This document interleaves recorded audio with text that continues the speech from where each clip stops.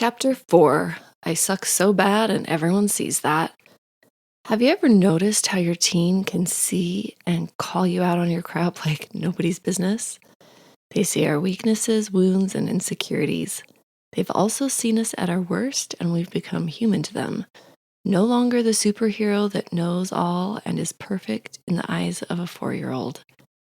Really stinks, but it's also pretty standard maturation for our kids.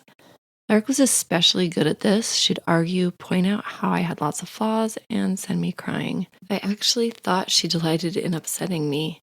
It turns out her actions were about her. Wild how that works. Just like me crying, it was about me interpreting her words as mean, hurtful, and intending to wound. I was wrong. I would forget to do something. I would lose my patience. I would forget something again. I forget things a lot. There is very little space to be human when a teen is on the hunt for flaws. One day after school, Lark was in a mood, 16, beautiful, confident, and terrifying. I spent so much time being scared of her, scared that she would say or do something to hurt my feelings, to hurt one of her siblings. It's like she delighted in it. She'd done some kind of personality test in a class and was boasting about her results. She was only a few points shy of having sociopathic personality traits. I was shocked that she was pleased about this. What kind of mother raises a daughter so gleefully cynical? Another day, she came home from AP Government and wanted me to take a political views survey that she'd taken in class. She was sure our perspectives of government issues would be polar opposites. I took the test, and we were within a few points of each other. She was shocked. Apparently, I wasn't the backward, bigoted Republican she thought I was. As friends, you should know that I think all parties have the goodness to give and struggles to improve upon. Those are her words on Republicans, not mine. Hate-filled extremes exist on every side, as do really good people who want to improve our nation. And so we have two seemingly at odd things to consider. We're wrong, dumb, flawed, versus our kids are brats that have inflated egos and need to grow up. Neither feel great, but when your daughter sends you crying because she very validly pointed out your flaws, what other options are there? Lark loves to spar about everything and anything, especially when she was a teen. Another developmentally normal thing is that she's right about everything. It's easy to make jokes about how relieved all of us parents can be now that we have such wisdom in our homes, that all the answers are taken care of, but it's just neuronormal for our kids. And to be honest, they are pretty smart. They often make good points, have clever ideas, and have fresh sets of eyes on old problems. I love that each generation builds upon the steps taken by the previous generation. Racism, sexism, freedoms, and health all benefit from our strong-minded youth. Here's an insight I received on being wrong and how to properly view my situation. November 4th, 2018. Yesterday, I was driving home from visiting a loved friend of Lark's at the behavioral hospital when I had an epiphany. I've been wondering a lot lately about how some adults think and behave so badly. They're nasty to each other and their babies. They can't see past themselves. And how grateful I am for the knowledge and understanding I have slowly gained over the years. Then it hit. What's the difference between me and them? Pride, ego, the natural man. I have learned that I am often wrong in what I think about myself and others.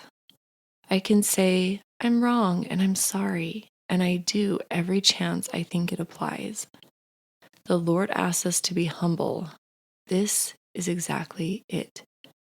We will never change or grow if we are always right. We stay the same. Ego wants to be right. It's afraid of shame or guilt of being wrong. It's easier to be right, and the issue is someone else's fault. But what actually happens for me is the opposite. I feel more confident. I feel like my family values and trusts me more when I say what I'm wrong about. This is the only way that we can continually align our will with God's and find the kind of joy and happiness that He provides, which always feels better than being right. God doesn't show us all the steps we need to take and when and where we will arrive. We have to step into the dark and be submissive, and then He will take us by the hand and lead us. I wrote this because Lark's friend, someone I love dearly, was in the behavioral hospital due to their cruel, abusive parents who blamed everything on this young adult child. They were unyielding in not seeing themselves and their abusive behaviors clearly. It was mind-boggling to me how they could create so much damage to their own precious child. This bit of truth hit me all in a moment of clarity, and I'm forever grateful that in my confusion, I was given understanding. This was just as I was beginning to consider becoming a parenting coach. One of the most common misconceptions that I coach moms around is an ego versus humility error. Humility isn't, I suck, I'm no good, I know nothing, I am nothing. And ego, thinking you're amazing and perfect, isn't the opposite of humility. They're actually two sides of the same coin. How? Thinking you suck is false humility. It's self-depreciation, and it's trying to assess value based on what you've done or not. It's looking outward to assess your value. And that is also ego. Same thing. The antithesis of them both is confidence. This isn't, I'm the best, I know everything. Confidence is humility. It's knowing your strengths and shortcomings and weaknesses and being okay with them because you know that they don't add or subtract value from you. Strengths and shortcomings are separate and unrelated to your infinite worth. As an example, let's talk about this book. Another full disclosure, I have never wanted to be an author, yet this year I have written 2 books. This is actually the second, but first to be published. My second book is a surprise, and I'm so excited to tell you about it when the time is right. How does one have the stamina, insanity, or drive to write 2 books in 12 months, you ask? Great question. I would love to tell you. I couldn't help myself. Love you, Elise Myers. But seriously, it's because my value isn't tied to my writing. Therefore, it doesn't have to be perfect, and I'm not stressed over it being perfect or what professional authors might have to say. Not caring because you know that your value is intact regardless of success is a huge burden saver. Seriously, I'm writing this in my most flippant of moods. I am writing from my heart, bearing my soul, and I know you appreciate it because we're friends. If someone doesn't like it, okay, I guess it wasn't for them. Now what? I know that I felt driven to write this for someone. And if it's not everyone, cool. I just want to be real, to help those who would value my help, and to know that I'm doing my best, not to prove anything or be better than I already am. I just foster my connection with Christ and let Him lead me along. It's so simple and liberating. I was running on the treadmill when this book came crashing into my mind. I had to be wrong about being an author. I had to be wrong that I'd only write 1 book. I had to be wrong that I wasn't good enough to hear the Spirit or be given this task. Teasing out how you feel about yourself, working on that, and keeping separate how your teens see you are important chunks of fixing your teen. Step 3. To fix your teen, stop judging you and them and start embracing being wrong. As long as you worry about being seen as smart, capable, whatever it is you want so dearly, you'll scramble to control the perception of others and miss the real stuff. And that is the real problem. Not if your teen calls you out on your hypocrisy, or your father in law hates your cooking, or your spouse always seems disappointed, or your mother thinks you could keep a cleaner house. Want to know a secret? Letting everyone see that you aren't perfect isn't a problem. It's freedom. Try it out. Love yourself and your family regardless of flaws. We all have them. Can we please stop pretending that we don't? They aren't a problem until you believe that they are. This is the step after gaining some self-love skills, because that's where we have to start. Let's 2.0 self-acceptance by wrapping up all the judgments we have about ourselves and our kids and letting them go. Bestie, remember the time when we went insane after our teen recited how we'd forgotten their birthday to our entire family at Sunday dinner? Or when they ratted us out because we had to ask them how to spell conscious because even autocorrect couldn't figure out what we meant? Ooh, or that time when you wanted to leave the room screaming because they laughed at your appearance when we were headed to lunch? Okay, those aren't our memories, but I'd like to imagine we have such a lovely trauma bonded deep connection.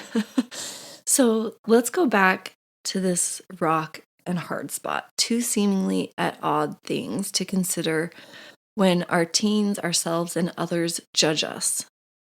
We're wrong, dumb, flawed, versus they're brats that have an inflated ego and need to grow up and learn to be nice. So what do you think? What's the answer?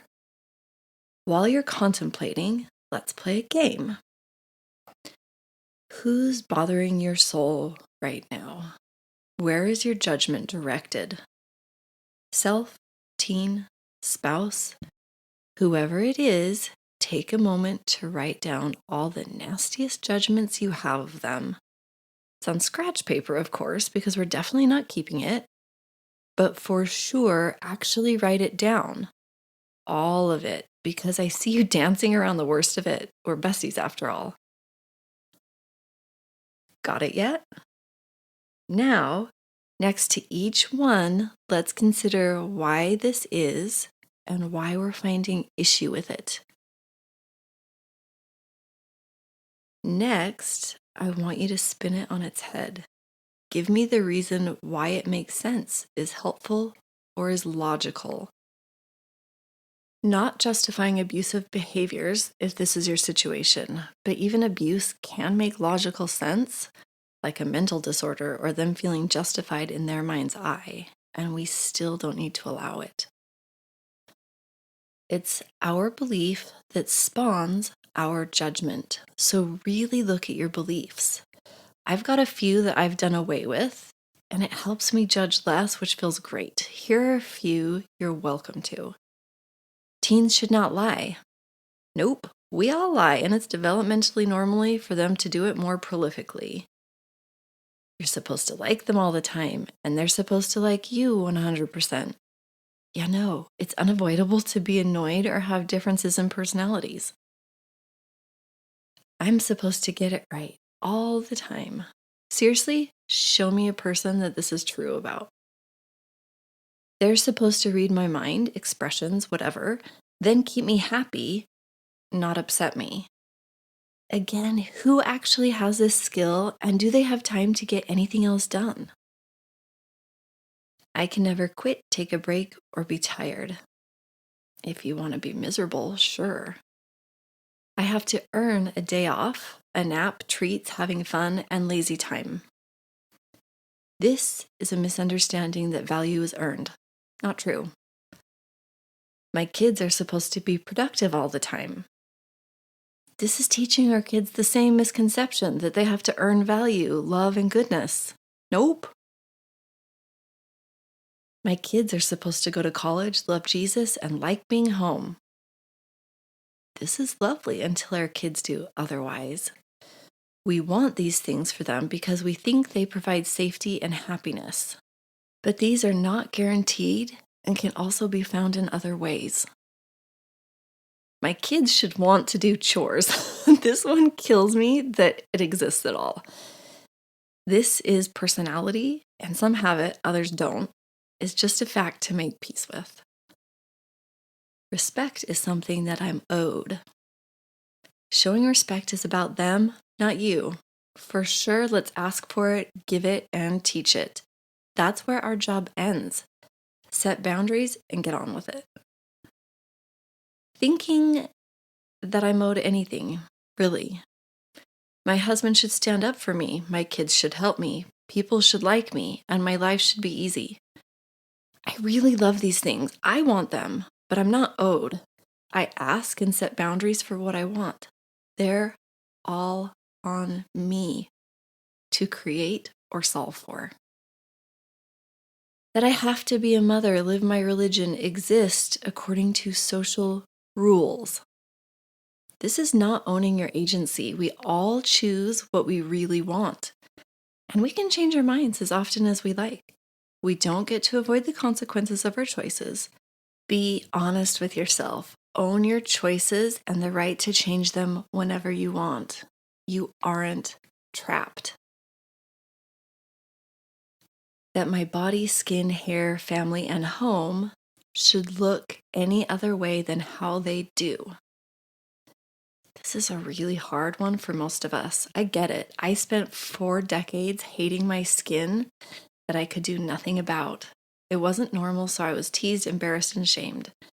Now I don't give a flying panda what people think of my vitiligo. As my friend, I know you love how unique it is. I'm not there yet. But I also don't use self-tan or like makeup anymore, which is freeing. What are yours? Write those down too. Note how your beliefs are directly linked to your judgments.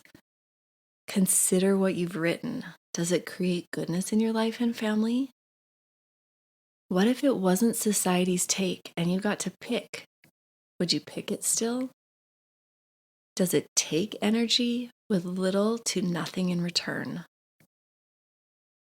A free life is one in which all of it is up for grabs or trash. A free life is one where you've hand-selected everything in it. This is the life you deserve, my friend. This is where peace lives. Let go of what your best self doesn't see a need for. You're in the driver's seat, so you can pick anything back up later if you miss it. Back to the question I posed above.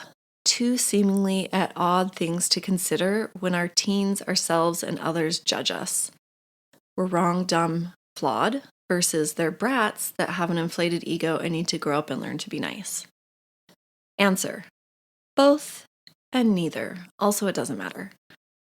We're all dumb and brilliant. We all have kindness and nastiness that comes from us. That's not the point of strengthening your relationship with self or child. It's in making peace with that reality. When we do, we stop judging. And when we stop judging, we feel better. And when we feel better, we love and show up better for everyone. It really is that simple. It's basic psychology, and I'm here to talk more with you about how that plays out whenever you want. This is the part where most people say, yeah, but I have done really terrible things. Yelling, putting hands on my kids. Or yeah, but they are so nasty and lie and steal. I can't just let that go. There needs to be consequences. For sure, all of our choices come with consequences. That's not it. It's that I'm bad, they're bad, things should be different dance that I'm saying needs to go. Judgment and expectations are very different things.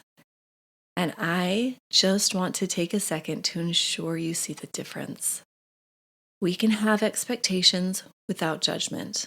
Let me give you an example of what I mean. You can have an expectation that serves your family, such as phones get plugged in for the night with mom and dad. You don't need to think your kid is a liar and ruined when they sneak a second burn secret phone and chat all night with their friends. Just follow through with an appropriate consequence. Love for all. You didn't fail and they aren't the devil. You're just being a parent and they're being a kid. Dropping judgment of how they should be just helps you have helpful expectations and follow through with consequences. all with unconditional love.